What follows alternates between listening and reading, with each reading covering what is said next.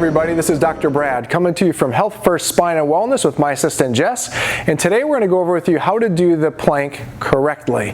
Many times people come into our office saying they know how to do the plank, and in actuality they're making themselves worse because they're not activating all the key muscles necessary. As Jess gets into position, I'm going to tell you a bit about why I think the plank is one of the best core exercises. A lot of people like to work on the rectus abdominal muscles, the 6-pack, the 8-pack, or for some of us the 1-pack. We want to actually work the muscles underneath that, the transverse abdominis, that come around like a corset and actually are one of the prime stabilizers of the lower back, and there's nothing really better than the plank to be able to do this. So to start the plank, we're going to show you two variations today. We're going to show you the full plank that you want to be able to get to, and we're also going to show you a modified version if you're not able to do this quite correctly. So a couple key things about Jess's plank here. One, we notice how her elbow is in line with her shoulder, which is really good. We want to have her shoulders, her spine extending through her shoulder blades, so her spine is actually being pushed up to the ceiling, which gets that serratus anterior activation, which is really good. As we move down here, glutes have to be contracted, so squeeze those butt muscles together. At the same time, she's pulling her spine or pulling her belly button into her spine, sucking her gut in, glutes contracted. Now, if you can do this, contract the pelvic floor muscles.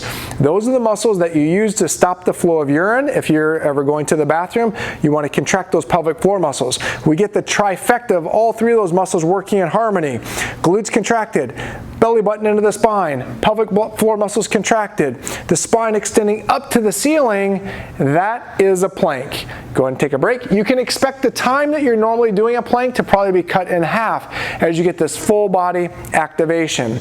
Let's go over briefly a couple of the flaws that we see people when we're doing the planks. Let's go on up. Let's just kind of let your lower back sag. So we see here glutes are not activated, lumbar spine's not activated, there's no core bracing taking place there at all. We fix this by pulling the spine up, contracting the glutes again, and we fix that. Also, we don't want our back really arched up super high or low like this. We want to be extending through that thoracic spine. See how she's shaking there, everyone? It means she's working. That's awesome.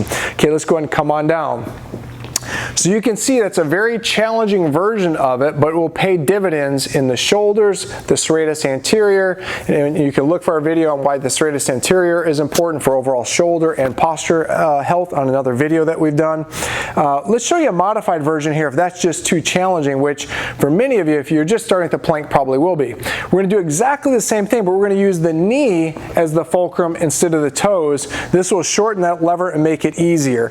So you can see here, shoulder, elbows still in alignment, thoracic spine still going up towards the ceiling, glutes are on, belly button's in. How much easier is this for you? About 50%. About 50% easier. That's perfect.